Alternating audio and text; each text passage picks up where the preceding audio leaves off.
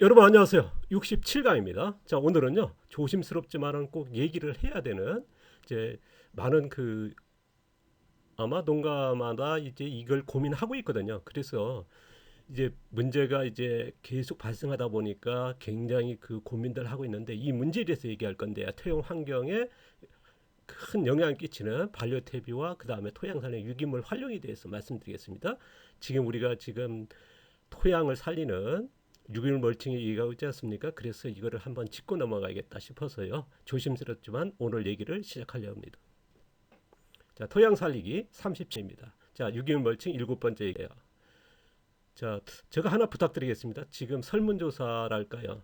지금 이 제가 진행하는 이제 67편까지 왔지 않습니까? 이거에 대해서 계속할 필요할 정도 도움이 되고 있다면은 좋아요 눌러주시고요. 이거에 대해서 조금 뭐랄까 고민도 있고요. 왜냐 그러면 이제 제가 지금 치유 운동에 하루에 7시간 정도 할애를 하고 있거든요. 7시부터 한 2시까지 그다음에 밭농사하고 이제 이걸 진행하는데 그전에는 이제 여러분 알다시피 10년 동안에 뭐 그전에도 교육을 했습니다. 10년 동안은 이제 오직 이제 제가 지금 진행하는 내용과 같은 교육을 이제 1차, 2차, 3차 하루에 이제 1차 같은 경우는 16에서 20시간 그래서 전국에 돌아다니면서 외국까지 나가서 이제 1박 2일씩 이렇게 1차, 2차, 3차 뭐 그래 5차까지 나눠서 이제 교육을 진행했거든요.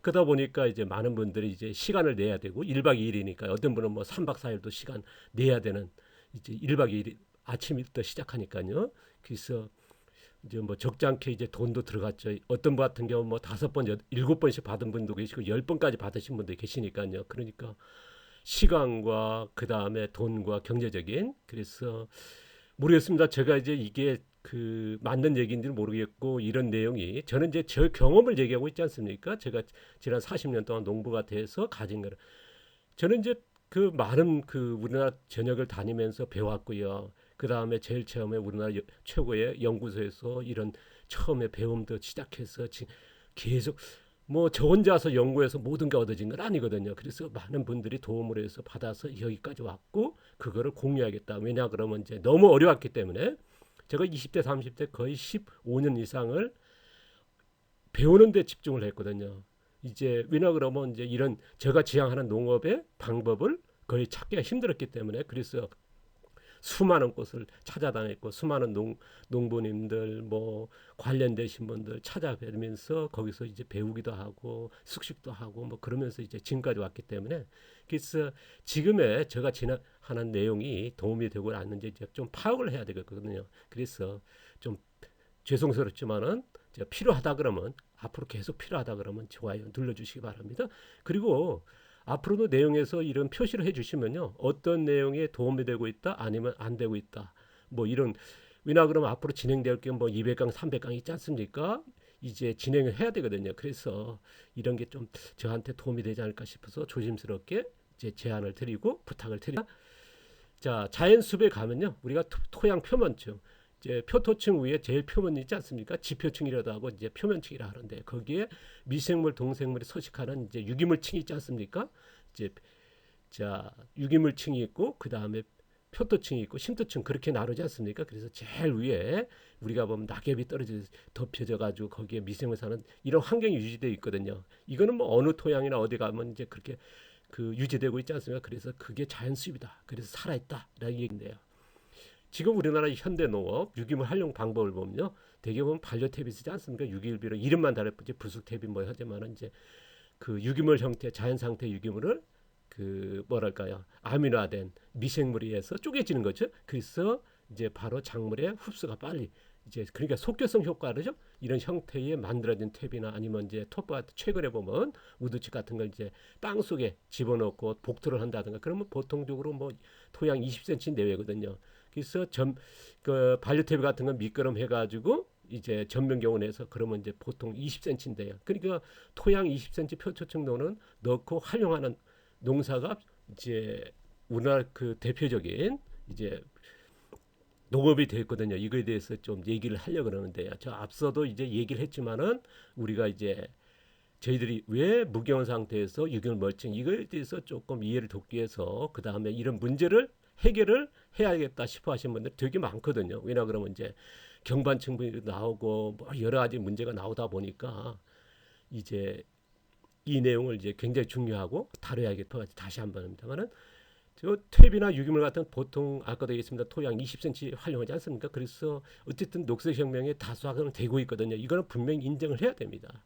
엄청난 수확을 이제 우리가 1970년대 이제 화학농 그래서 녹색혁명 시대를 하지 않습니까? 그래서 농업의 부흥이라고 하는 이제 제2농업 부흥기 아닙니까? 우리가 뭐 퇴비라든가 밭갈이 하는 그때의 제1 농업혁명이라 그러면 이제 근대에 들어서 이제 우리나라에 이런 영향을 끼쳤거든. 그 다음에 이제 통일비와 씨앗이라는 게 나오면서 제3의 농업혁명 이렇게 얘기하는데 뭐 나름대로 이제 저의 표현입니다. 자, 유기물, 퇴비 라든가 20cm 활용하지 않습니까? 아까도 얘기했습니다만은 근데 문제가 발생한 거죠. 자, 우리가 미끄러운 거 바깥했을 때에 넣지 않습니까? 그러니까 뭐냐 빗물에 토양에 그 노출돼 있으니까 빗물이 쓸려가는 거죠. 앞서도 얘기했습니다만 보통 1년에 환경부 발표가 이제 40cm, 3cm, 40톤이 쓸려간다고 그러고요. 그 다음에 이제 진흥청의 발표는 뭐 농촌진흥청이죠. 거기서 발표는 우리나라 전국토의 평균 1년에 33톤이 쓸려간 정도로 이제 이게 또 환경 피해 끼치는 하천과 강에 가서 여러 가지 끼치고 있고요. 그 다음에 이제 토양 이제 20cm 바깥하면서 이런 비료 퇴비 같은 걸 넣었을 때 문제는 뭐냐? 염류 경반층이 발생했던 거죠. 이게 아마 이제 농사 짓는 분은 누구나 알고 있거든요. 그전 같으면요 염류 경반층 얘기를 꺼내가지고 뭐 제가 교육을 요청받고 교육 현장에서 뭐 어떤 분은 박차고 나옵니다. 뭐 그따위 소리 하냐 그런 게 무슨 뭐 있냐고 경반층이 뭐냐고 왜냐하면 사진과 이런 게 보여졌을 때 제가 이제 그런 그 뭐랄까 뭐 요청해서 교육 가서 그런 정보를 주는 게 아니라 어떤 수모랄까요 그렇죠 교육생 교육 중에 그렇게 받았으니까 그 정도로 이제 몇 번의 경험이 있었거든요. 그래서 이제 저 도시농업의 경반층 얘기가 나오다 보니까 이제 글들이 계속 올라오고 그러다 보니까 이제는 전농에 가면요 이걸 다 받아들입니다. 누구나요 이 심각한 문제를요. 그렇게 오래전에 그런 경험도 있더라는 얘기를 하고요. 자, 그 다음에 이제 물 고이는 피해. 이제 농지에 물 고이는 피해. 왜 물 고일까? 이거에 더 몰랐거든요. 이게 바로 영역 경반층의 피해라는 걸 이제는 뭐 거의 아실 거고요. 그 다음에 이제 이런 방식으로 농사를 3, 40년 했는데 토양 자생력은 그러니까 작물은 많이 키워냈죠. 다수확 올리고요. 근데 토양 자생력은 계속 떨어진다는 거죠. 이게 그래서 계획토도 하고 이제 뭐 복토도 하시고 여러 방법을 찾고 있는데 그래서 미생물 쓰는 이유가 이거거든요.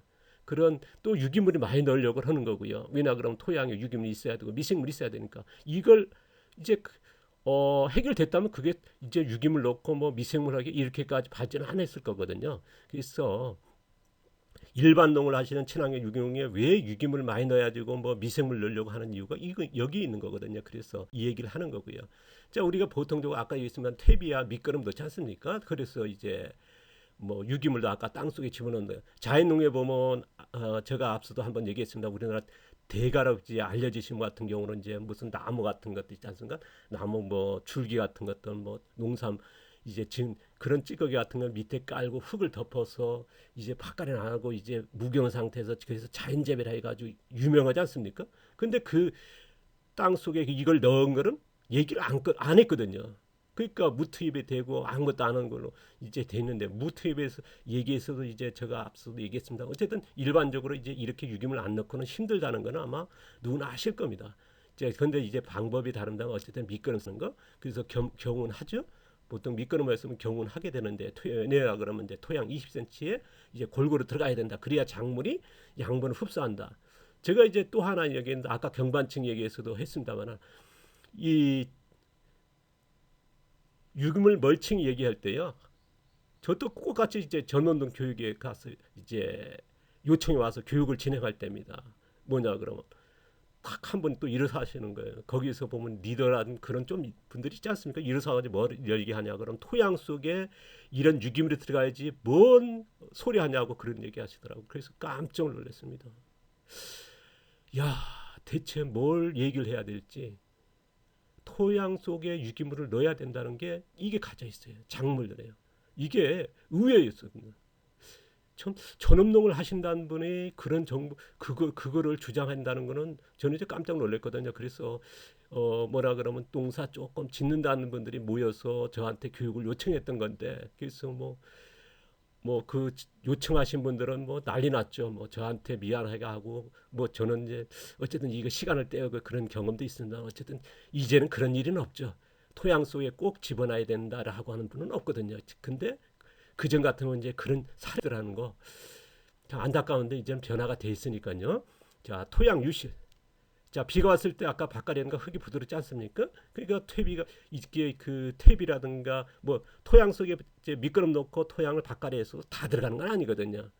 또 퇴비 같은 건 입자가 가늘기 때문에 위에 뜹니다. 그러니까 쉽게 쓸려가는 거거든요. 그래서 화학비료보다는 더 유실이 높다는 것은 이미 많은 그 연구라든가 그런 게도 발표하고 있지 않습니까? 그러니까 토양도 아까 40톤 이제 지능지에서 33톤이 아닙니까? 토양 3cm가 쓸려간다는 정도로니까요. 같이 쓸려간다는 거죠. 이게 그 큰 문제라는 건 뭐 누구나 아실 건데요. 그래서 이제 지금 진흥청에서도 이제 농업 관련돼서 이걸 해결하는 방법을 여러 가지 찾고 있지 않습니까? 그런데 이제 이게 쓸려가서 어디 가냐면 이제 하천이나 강 먼저 가지 않습니까? 그래서 거기에 녹조의 원인, 질산염, 인산염 그런 것들이 이제 성분이 있지 않습니까?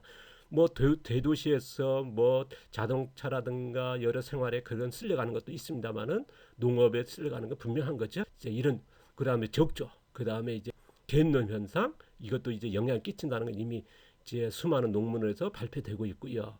그러니까 우리가 농업에서 전문적으로 이게 발생한 건 아니고요. 그러니까 분명한 건 농업에서 우리가 쓰는 이제 비료 퇴비라든가 농약이랑 이것도 같이 문제가 되고 있기 때문에 그런 얘기입니다. 그러면 우리 농업 쪽에서 문제를 분명히 알고 있어야 된단 말입니다. 왜냐 그러면 이제 그 소비자들이 이런 질문을 했을 때 우리가 어떤 얘기를 해야 되거든요. 그리고 알고 있어야 되고요. 자, 그 다음에 문제는 뭐냐면 아까도 얘기했습니다만은 미끄럼 박하했을 때 반복적으로 이제 1년차 가고 3년차 지나가고 했을 때 발생하는 경반층이죠.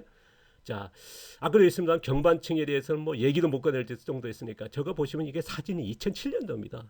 그러니까 굉장히 오래전이죠. 그러니까 이미 이전부터 더 알고 있었다는 것 얘기거든요.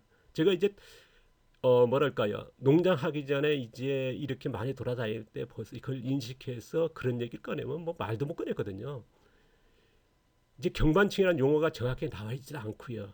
그래서 이런 걸 얘기하기가 굉장히 조심스러워. 그나마 이제 교육을 하고 농장에서 얘기하면 뭐 그런 그 뭐랄까 안 받아들이고 했더니 지금은 뭐 누구나 알지 않습니까? 이 문제가 심각하게 받아들이고 있고요. 그래서 이런 경반층이 발생하는 원인이라는 거, 뭐 미끄럼과 밭가리가 제일 최대 원인이라는 거는 뭐 아실 건데요. 자, 문제는 뭐냐면요. 이게 왜 발생하느냐? 우리가 비료태비 미끄럼하고 이제 밭가리 하는 게 보통 그 트랙터라도 보통 20cm, 15cm에서 20cm라고 그러거든요. 그 왜 흙이 높은 것 같아도 이제 대개 보면 이제 이런 그 20cm 내외라 그러니까 15cm에서 20cm요. 그거는 이제 각 다릅니다. 이제 쟁기의 그런 그 트랙터의 그 용량이라든가 그래도 좀 다르니까요. 그래서 이제 평균 얘기하는 겁니다. 자, 바깥에서 4배라든가 그렇게 했을 때 토양 20cm 내외에 이제 경반층이 생성되는 거죠. 그다음 비료태비 성분이 그 우리가 쟁기 바닥층이라고 그러지 않습니까? 경반층은 거기에 또 비료 성분이라든가 유해 물질이 쌓여서 이걸 염류라 그러죠. 비독 경반층, 염류 경반층이라 그러는데요. 그래서 지금 뭐 농업계에서는 제일 심각한 문제를 받아들이고 있고 농사에 대해서 아시는 분 같은 건 농사를 계속 전업농 같은 게 제일 심각하게 받아들이죠. 그 특히나 하우스 하시는 분 같은 이 문제에 대해서는 뭐 해결하려고요. 굉장히 노력을 하고 있죠. 이거에 대해서는 알고 있으니까요. 그래서 많이 하는 게 이제 포크레인을 뒤집는다든가 아니면 객도를 하고 있죠. 자, 토양 20cm 활용의 농사 피해는 뭐냐? 결정적인 게 이겁니다. 자, 우리가 식물이 2m 정도 위로 자랐을 때 뿌리도 뭐 2m 못 자라도 1m 이상 1.5 그렇게 자라야 된다는 거지 않습니까? 뿌리도 그만큼 내려야 된다. 위로 자란 만큼 뿌리도 그 밑으로 자라야 된다는 게 이게 상식적인데요. 근데 우리가 경반층이 있을 때 문제는 뭐냐? 미끄럼에서 이제 접는 경우를 했을 때 토양 20cm 아닙니까? 그래서 염류 경반층이 그러다 보니까 20cm에서 뿌리가 옆으로 뻗는 거죠. 그러니까 비료 성분이 있는 그 부분에서 뿌리가 뻗다 보니까 이제 표토축 농사라 그러는데 그래서 20cm 표토축 농사가 돼버린 거거든요. 이 피해가 심각한 거죠. 그러니까 병해충의 발생에 여기에서 단초가 제일 크다는 건 뭐 이미 알려지고 있지 않습니까? 그래서 그전 같은 거는 이거에 대해서 문제는 몰랐거든요. 병해충의 해결만 찾았지 문제가 되는 병해충의 발생이 왜 높은가라고 하는 것을 그 생각을 못했거든요. 근데 이제 이런 경반층의 문제를 알게 되면서 이제 이런 이 피해 병해충의 문제를 근본적인 문제를 해결해야 된다. 그런 쪽으로 이제 계속 주장을 하고 있고 이쪽으로 가고 있는데 그럼 엄청나게 다행인 거죠. 이제 이걸 알면서 이걸 해결을 찾아가니까요. 그러나 제가 봤을 때는 정말 안타깝기도 합니다. 지금 진행하는 그런 속도라든가 그런 방향이 뭐라 그러면 이제 화학 비료에서 뭐 천연농약이라든가 뭐 그런 쪽으로 찾아가고 무기온으로 찾아가는데 무기온이지만은 뭐냐면 꽃같이 미끄럼 쓰고 있거든요. 이런 것들은 모르겠습니다. 그게 대안이 될지 모르겠습니다. 어쨌든 간에 그렇고요. 그다음 염류 경방진데 또 발생하는 게 제일 심각해 받는 물 고이는 거죠. 자, 이게 물 고이는 아까도 있습니다. 물 고이는 문제에 대해서는 왜 물 고일까 생각을 못 했거든요. 근데 문제는 뭐냐? 위에 물이 비가 왔을 때 고이는 것보다 토양 속에 경반층 사이에 토양의 20cm의 물 고이는 겁니다. 안 보이는 속에서 물이 고이는 거죠. 오래 가니까. 이게 더 심각한 거거든요. 그러니까 우리가 위에 같은 경우는 그나마 이제 비가 많이 오고 뭐 하면 이제 고랑으로 빼지 않습니까? 그래서 그 현대 농업에서 물고랑 그래서 빗물을 빼지 않으면 안 된다. 그래서 굉장히 수로를 많이 하지 않습니까? 고랑을 크게 만들고 이제 물 빼는 쪽으로 하는 건데요. 근데 경반층, 토양 밑에 경반층에 물 고이는 건 막지는 못하거든요. 이게 진짜 제일 심각한 문제로 이제 받아들이기 시작하는 거죠.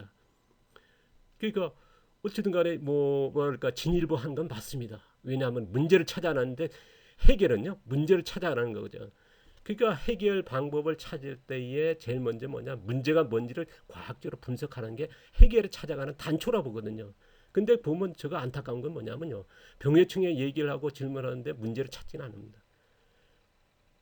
토양 살리기는 찾으지만 왜 토양 살리게 해야 되고 그 문제가 있는데 현대 농업의 문제가 뭔지 그 문제에 대해서는 다 안다 그럽니다.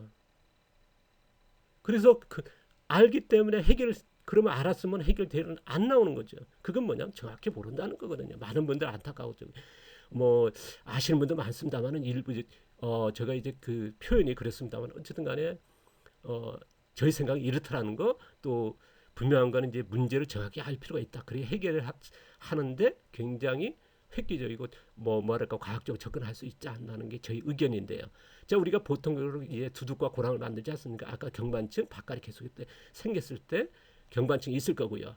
그러니까 우리가 20cm 쓰는 데서 문제는 뭐냐면요. 우리가 비가 왔을 때 그러니까 고랑의 물은 뺄 수 있지 않습니까? 근데 그 두둑에 속에 있는 물입니다. 이게 제일 큰 문제거든요. 근데 이것까지는 아직 다들 보지를 못하고 있습니다. 많은 분들이 얘기를 나눠보면요.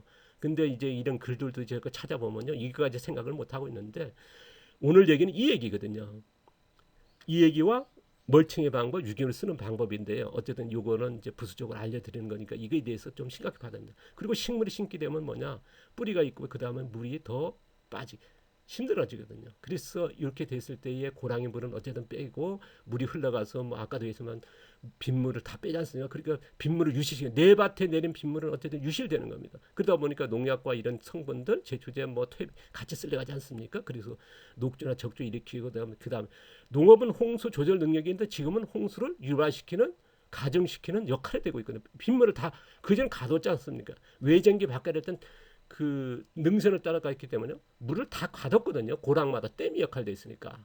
근데 지금은 다 빼는 쪽이거든요. 그러니까 옛날에 농업을 가져가지고 홍수 조절했지 지금은 홍수 조절 능력은 없습니다. 이렇게 생각하셔야죠. 근데 아직도 그 얘기 하시는 건 오류라고 보고요. 저희 생각입니다. 저희 의견을 얘기하는 거니까 뭐 그렇지 않을 수도 있겠습니다만은 어쨌든 그러다 보니까 물이 고이다 보니까 뿌리가 약화가 되고요. 그다음에 성장장애 일으키면서 그러다 보니까 수분과다가 가중되다 보니까 이제 병해충 이거에 굉장히 많은 그러니까 근본적인 문제죠. 이런 것들이 발생하다 보면 그리고 이제 수확의 감소라든가 영양 초기 배작이라든가 대개 보면 그 고추에 이런 영양 많지 않습니까? 이렇게 했을 때 발생이 대표적이죠. 자 이런 문제가 있더라는 걸 좀 알고 있으면 좋겠습니다. 그리고 수분 증발이 빠르겠죠. 그다음에 하다 보니까 이제 물이 우리 밭에 내린 빗물 같은 건 토양에 내린 비 같은 농지에 내린 물도 이제 지하수로 내려가줘야 되거든요. 그러니까 그렇지를 못하는 거죠. 이렇게 또 가뭄이 이제 쉽게 가는 거고요. 그러니까 그 물 피해도 많지만 비가 왔을 때 물 피해 그 가중되고요. 그 다음에 감이 왔을 때 또 이제 가중되는 거고요. 이게 지금 근본적인 문제가 되고 있는데 그래서 이거를 정말 그 모르겠습니다. 문제로 보신 분이 계실 거 문제가 아니다 하신 분도 계실 겁니다. 그거에 대해서 뭐 제가 뭐라 하지 않지만은 저희 시각에서 봤을 때 그렇다는 거. 그 다음에 지금까지 교육을 하면서 이 자료를 제시했을 때에 동감하신 분들이 그 다음에 뭐냐 우리나라에 명의를 하신 분들이 이걸 동감하기 시작했다는 게 놀랐거든요. 저를 찾아내니 이걸 공감한다는 거거든요. 그래서 이 얘기를 다시 꺼냅니다만, 자 우리가 그러면 경반층이 이제 이런 파소기가 나지 않습니까? 깊은. 왜냐하면 경반층이 없다는 이건 나올 수가 없거든요. 지금 이거는 이제 우리나라에서 나왔지 않습니까? 이거는 일본에서 찍은 사진인데 일본 사진인데 보시면 이제 쉼터 파생기가 일본에 보면 농가마다요. 여기 있어요. 큰 농가들은요. 그러니까 우리나라와 일본 농사는 거의 같습니다. 뭐 일본 농사가 뭐 디테일하게 뭐 좀 과학적으로 아니면 그런 농자재 쓰는 게 좀 뛰어날지 모르지만은요. 농사 기술은 삐까삐까입니다. 앞선 건 없어요. 제가 이제 왜냐 그러면 이제 그 유기농 단체들 대표서부터 단체들 뭐 자연재배 자연농 하신 분들 이제 많이들 저하고 이제 고려하고 있고 지금도 2년마다 이제 가서 교육도 하고 있거든요. 그러니까 가서 컨설팅하는 농가들도 있고요. 그러다 보니까 그건 알거든요.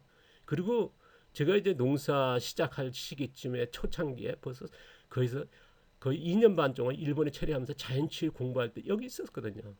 그러니까 일본의 상황에서는 누구나 잘 압니다. 농사에 대해서는 조금 지금도 이제 가니까요. 그래서 그러면 이제 일본의 상황인데 우리나라도 똑같죠. 이제는 경반층 때문에 이제 문제인데요. 자, 요거는 좀 참고해 줄 필요가 있는데 반농사의 유기물 활용. 이게 우리가 표토층에 보면 노출돼 있지 않습니까? 유기물 없거든요. 자, 수분 유기물층이 있죠? 덮지 않습니까? 낙엽 같은 거 숲상에 보면 이제 덮여 있는데요. 우리의 반농사 같은 경우는 유기물이 없어요. 유기물층이 없죠. 없고 그러다 보니까 미생물 서식 환경이 없다는 거. 그다음 토양 노출되는 거 아까 토양 유실의 문제 있었죠. 자, 그런데 우리는 토양 속에 넣어요. 미끄러운 거 바깥에 해가지고 넣지 않습니까? 토양 속에 20cm 넣기를 한단 말입니다. 자, 그러다 보니까 토양 20cm 활용 농사죠. 아까 또 이렇게 넣은 게 효과적인 것 같지만은 작물은 키운다마는 뭡니까? 경반층이 이루어져 버리는 거죠. 하나 넣고 더 많은 걸 잃어버리는 거예요. 그러니까 쉼터층도 못 쓰고 경반층이라 쓰면서 이제 물 피해를 치는 그런 피해가 있는 거거든요. 그러니까 토양과 작물 자생력이 저하되는 이런 근본적인 문제가 나오는 거죠. 어쨌든 우리가 이거 미끄럼과 밭가리의 농사가 이런 다수학 생산이 아까도 얘기했습니다. 큰 녹색혁명이 이뤘습니다만 이런 피해가 있더라는 거죠. 이걸 어떻게 조절할 거예요? 그래서 지금 미국 같은 데 대규모 농업에서는 이미 글쎄 상그릇 사고로 간다는 이제 그런 말씀을 드렸는데, 그런데 과수는요 정반대입니다. 반농사에 비해서. 자, 과수는 지금 우리가 초생 재배 많이 하지 않습니까? 그래서 표면층의 유임을 유지를 합니다. 그러니까 반농사 같은 거 없애는데 과수 같은 경우는 이제 풀을 덮거든요. 저 앞서도 얘기했습니다만 35년대 그때도 이제 제초제해가지고 풀을 다 뽑고 없애야 되고 그래서 땅 파가지고 비료태빈 넣을 때였거든요. 근데 제가 이제 그를 주장하고 농촌지도서 계장이고 과장님의 방송에 KBS에 추천을 했어요. 거기서 나가서 이 얘기를 했거든요. 과수에 풀을 키워야 되고 땅 파서 묻으면 안 된다. 그러니까 선배들이 뭐 방송도 만날 때마다 공격을 받았어요. 농사 미친 놈이 아니냐 말이야. 어린 놈이. 그때가 20대 중반도 안 됐을 때니까요.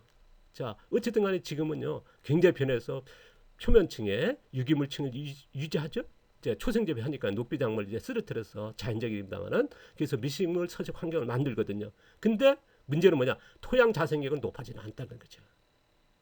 계속 떨어진다는 거. 높아지지 않는다. 높아진 것 같지만 그전 같으면 그런 얘기 했습니다. 제가 10년 뭐 15년 전에들 20년 전에만 해도 우리 밭에는 토양이 살았다. 지렁이 많다. 자랑을 했거든요. 그런데 지금요. 과수에 가서 지렁이 많아서 좋은 토양이다 얘기하시는 분은 드물 겁니다. 그전엔 지렁이가 많으면 좋은 토양에서 굉장히 자랑도 했습니다만 지금 모르겠습니다. 그렇게 자랑하시는 분도 계시지만 유기농가들 좀 아시는 분들은요. 지렁이가 많은 건 균형이 아직 이제야 시작점이라는 걸 이제 그 정도까지 알았습니다. 그러니까 변화가 굉장히 크죠. 어쨌든 토양 자생력은 왜 지렁이가 많은 토양 자생력하고 높아지는 안 떨어진다는 거거든요. 이걸 알기 시작한 거죠. 자, 시작뿐이다. 미생물이 많아지면 지렁이가 많아지는 유기물 아니니까 분명하지만은 토양 자생력은 떨어지니까요. 그래서 지렁이가 많다. 그럼 좋은 토양은 맞습니다. 노출된 땅보다는 좋은 건 맞지만은 우리가 지향하는 그런 자생력을 갖추지 못하거든요. 자, 그건 또 하나 문제는 뭐냐면요. 반농사의 반대로 토양 속에 유기물은 부족이죠. 아까 반농사가 미끄러면서 바깥 그나마 유기물을 넣지 않습니까? 퇴비를 가지고 넣어야 피해는 있습니다만은 근데 과수 같은 경우는 유기물이 부족해요. 있긴 있으지만 토양 50cm입니다. 왜냐하면 뿌리가 이 50cm 내외밖에 안 쓰니까요. 이게 심터지가 못 내리는 겁니다. 자, 다음 시간에 이제 다음 이제 보여드릴 겁니다만은 과수나 자생력은 계속 떨어지는 거죠. 이 문제가 그러니까 반농사와 과수는 정반대적이에요. 이거 두 개를 다 아울러야 되는데 지금 문제는 뭐냐면 이겁니다. 과수 쪽에서는 반농사에서는 유기물이 없어가지고 토양 유기물을 넣는데 토양이 안 살아나고 과수에서는 표토층에 이제 표면층에 유기물을 넣는데 또 자생력과 과수가 안 살아나고요. 그러니까 요거를 다 아울러야 되는데 못하는 거거든요. 유기물층을 만든 건 맞고 그 다음에 토양의 표면 표토층서부터 아니라 심토층까지 유기물이 들어가게끔 해야 되는데 이걸 못하는 거거든요. 그래서 그러니까 과수나 반농사에 조금 반대적인 합니다. 둘 다 문제가 되고 있더라는 걸 제가 저의 지식 한에서 말씀드립니다. 그렇지 않은 분도 계시겠죠. 그러나 좀 참고를 할 필요 있죠. 누군가가 이렇게 얘기하고 있더라는 거, 이런 방식의 이런 교육을 진행하고 이렇게 뭐 조금요 모르겠습니다. 도움이 될지는 모르겠습니다. 저는 참고하시라고 말씀드리고 저희 경험과 저희 말씀드리는 거니까요. 보시면 가수 제비 같은 경우는 이제 김은아 씨의 그 소개하는 다큐멘터리 SBS에서 숲에서 있지 않습니까? 거기서 이제 발췌된 건데 보시면 이제 김은아 씨가 이렇게 키우지 않습니까? 표토층 20cm 아니라 심토층까지 1m, 1m 뭐 거의 가까이 2m 정도까지 이제 그 뿌리가 내려가는 이제 그래서 김은아 씨의 그런 배우기에서 우리나라에서 수천 명이 가는데 근데 못 하고 있죠. 왜냐 그러면 뿌리가 그렇게 들어가야 되는데 제가 이제 어떤 분한테 그랬어요. 잡초를 키우시면 됩니다. 그랬더니 저도 잡초를 하고 그러게 근데 못 가고 있어요. 그러니까 무조건 잡초 키운다고 되는 건 아니거든요. 잡초를 그 뜻을 알고 있고 초생재배 녹비 작물보다는 잡초가 뛰어난 걸 알지만은 거기까지 못 가는 이유는 있습니다. 나중에 이제 이거에 대해서 무조건 해서 되는 건 아니고요. 그래서 말씀드릴 건데요. 어쨌든 지금 우리가 보통 과수가 이거지 않습니까? 표토층, 경반층 때문에요. 그래서 50cm 내외의 과수인데요. 이게 심각한 문제로 받아들이는 거죠. 반농사와 같이요. 자, 앞서도 이제 있습니다. 우리가 전층 농사, 유기물 멀칭하는 건 뭐냐? 이런 표면층에 유기물층을 만들어서 미생물 많게 하고 하는 거죠. 그게 우리가 보통 이제 표토층 농사 뭐냐? 20cm 밑거름 놓고 이제 바깥에 하지 않습니까? 그럼 미생물이 적거든요. 그러니까 식물이 자라도 우리가 20cm 뿌리가 내려도 20cm 아닙니까? 그 안에서의 그러니까 미생물량이 적죠. 그러니까 작물은 키울 수 있는 다수학 생산은 됩니다만은 비료의 양분이 그 가니까요. 이제 어디 효과적으로 되니까요. 20cm 가두니까요. 효과적이긴 합니다만은 문제는 뭐냐? 심토치가 못 쓴다는 거. 특히나 이제 이런 과수도 문제 되는 거 아니겠습니까? 그래서 우리가 이제 멀칭하는 이유가 그래서 식물이 1m 자랐을 때 토양도 속으로도 1m 들어가야 된다. 그래서 토양 속에도 유기물이 많고 유기는 뭡니까? 뿌리거든요. 그래서 미생물이 많아야 돼. 이게 전체 활용 농사의 기본 아니겠습니까? 누구나 인식하고 있거든요. 그런데 이걸 어떻게 갈 거냐 하는 건데요. 이거는 지금 풀어가고 있지 않습니까? 그래서 제가 이제 권장하는 농업 방법은요.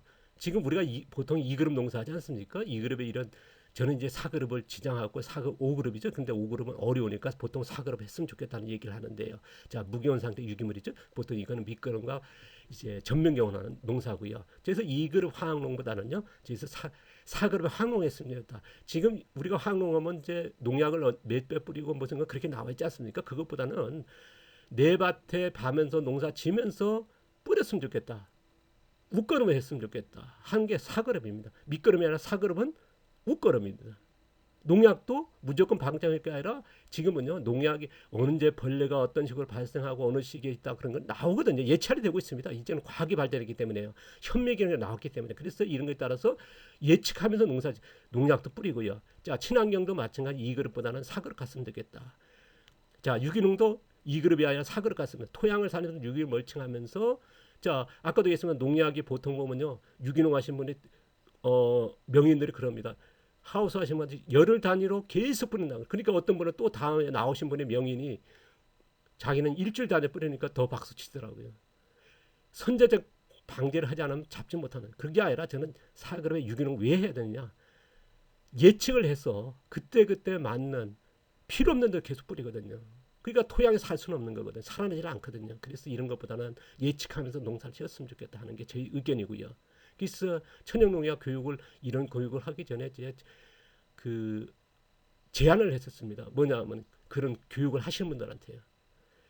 조한규 선생님 아실 겁니다. 자연농업의 조한규 선생님이 이제 보통 일주일 교육을 하고 있고 기본교육, 토양에 대해서 많이 얘기하거든요. 그래서 그 정도의 교육을 받고 나신 분들이 수준에 맞춰서 천연농약 해야 된다. 무조건 방지할 게. 왜냐하면 내성을 갖춰버렸거든요. 제가 보십시오. 우리가 독초 써가지고 했는데 몇 번 치니까 안 듣기 시작하니까 지금 유황까지 오고 뭐 굉장히 강한 쪽으로 가. 그러니까 우리가 보통 이제 화학 농약도 이제 지금 전문가가 아닙니까? 우리가 이제 그 전에 고독성이라든가 이런 그 맹독성 농약은 다 금지돼 있거든요. 근데 그 효과까지 나오는 거고 버리는. 왜냐면 안 들으니까 이제 저니까 이제 이런 독초 식물을 못 써가지고 이런 쪽으로 갔는데요. 그래서 굉장히 조심스럽게 해야 되는 게 뭐냐면 그 무조건적으로 10일 단위, 일주일 단위로 선제적 방지하는 게 아니라 예측을 해가면서 그게 농부가 아닐까. 저기서 이런 사그럽 유기농 갔으면 좋겠다 하는 이거에 대해서는 또 나중에 얘기할 건데요. 그래서 지금 또 자연농도 보면 쉽게 가기 위해서 뭐 자연농을 하시는 분이 뭐 유기물 집어넣고 땅에 묻어가지고 하시고 그런 자연농을 많지 않습니까? 이제 뭐 우드칩이라는 톱밥 같은 거 넣고 나무 같은 거 넣어가지고 이제 흙을 덮는다든가 뭐 여러 방식으로 하는데 바깥에 넣어서 그렇게 고랑이 넣기도 하고요. 보시면 이제 이런 그 사고로 갔으면 좋겠다 하는 게 저희 생각입니다. 모르겠습니다. 저 의견을 말씀드리고요. 오늘은 굉장히 불편한 얘기도 많죠. 저는 이제 누구의 그 탓하고 누구의 뭐 공격하려는 게 아니고요. 저는 이제 저의 방식의 농사를 지금 지향하고 있고 그것밖에 모릅니다. 이쪽의 방법을 누군가가 연구를 해야 되고 저는 이제 이걸 방법이 좋기 때문에 이걸 계속하는 거죠. 제가 이제 다니다 보면서 제일 곤욕스러운 게 뭐냐 병충해를 어떻게 합니까? 해결을 어떻게 합니까? 그러면 난 화학농도 아니고 친환경도 아니고 유기농이고 자연농인데 자연농은 뭐냐면 이런 벌레가 오면 받아들이고 병해충이 오면 받아들이고요. 그리고 이게 뭐가 깨졌구나. 그래서 자연농을 하는 거거든요. 근데 대답하기도 그렇고 대답하면 또 오해하세요. 거의 10층 팔고 그럽니다. 자연농의 뜻이 뭘까요? 이런 쪽으로 전 지향하면서 하다 보니까 이제 이런 얘기를 하고 근데 제가 지향하는 방법 중에서 이제 토양을 살리는 거는 이쪽 아닙니까? 우리가 화학농이나 친환경 유기농에서 이제 이런 유기농 멀쩡한 무경 상태 안 해보셨거든요. 많은 분들이 저는 이제 그래서 이거 화학농과 친환경 유기농 에 대해서도 조금 말씀드리게 되는 이건 좀 오버한지 모르겠습니다만은 그러나 저희 집에 찾아오신 분 일부에 우리가 코로나 오기 전에 이제 우리나라에 이름을 대시면 아시는 그 명인분들이 찾아오셨어요. 저희 카페 블로그를 다 보시고요. 왜냐 그러면 토양 살리는 방법은 거의 연구가 안 됐고 그 앞서도 얘기했지만 교부모도 없고 어디 교육시키는 거 없거든요. 그러니까 저희 글을 보고 찾아왔던 게 그거거든요. 어렵게 몇 사람 걸쳐서 찾아왔어요. 제가 이제 사람을 안 만나고 거의 고립된 생활을 하니까요. 그래서 이런 얘기를 했고 사그럽 갔으면 좋겠다. 그래서 사그럽이 어떤 농사로 가야 돼. 지금 선제적인 방지 하시는 분이거든요. 일주일 단위, 열흘 단위로 뿌려가지고 유기농 대가로 이제 되신 분들인데요. 그래서 이 얘기를 하니까 뭐 좀 얼굴이 좋지는 않더라고요. 왜냐 그러면 이제 뭐 후배가 그러나 분명한 건 뭐냐 이분들이 이걸 얻기 위해서 찾아왔기 때문에 저는 이제 과감하게 제가 아는 지식을 알려드려야 되니까요. 그래서 이런 얘기를 했는데 모르겠습니다. 어떤 거는 변화가 있을 거라 보고요. 뭐 아까도 얘기했습니다. 조심스럽습니다. 이 얘기 또 다음 편에서는 이제 미생물 얘기인데요. 저 오늘 도움은 됐는지 모르겠습니다만은 좀 됐으면요 앞으로 교육이 이게 계속 필요하다 그러면 좋아요 눌러주시면 제가 참고하실 거고요. 앞으로 내용도 그래 주시면 좋겠습니다. 어떤 내용에 뭐랄까 도움이 되고 안 되고 있는지 뭐 안 눌러주시면 뭐 도움이 그렇게 안 되는 거구나 제가 파악을 할 수 있으니까요. 자 오늘도 감사드리고 고맙습니다.